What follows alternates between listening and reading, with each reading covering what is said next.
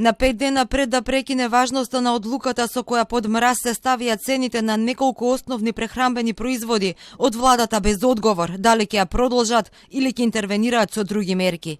Дека е краткорочна мерка која не е добро да се продолжи, алармираат и бизнисмените и експертите. Порачуваат да се размислува за други мерки, како таа за интервенција од стоковите резерви. Станува збор за краткорочни мерки, значи не можат истите на долг рок да обезбедат одржување на цените на некое стабилно ниво, затоа што доколку нема дополнителни активности, ќе се соочиме со недостаток или празни рафтови за одделни производи, каде што трошоците се повисоки од лимитираната цена.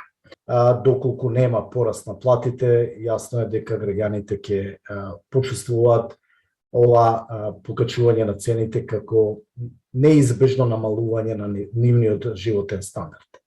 Според експертите, владата нема многу механизми за справување со инфлацијата. Велат време е по примерот на другите земји да се вклучи Народната банка. Еден од инструментите е поскапување на парите, односно раст на основната каматна стапка.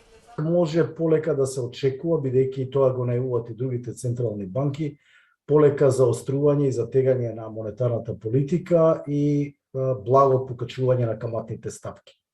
Ова ќе предизвика сепак дополнителен притисок на цените, како и да е, ќе има и добри и лоши страни, особено ќе бидат погодени оние кои се корисници на кредити со променлива каматна стапка, затоа што нивната оптовареност и обврска ќе се зголемува.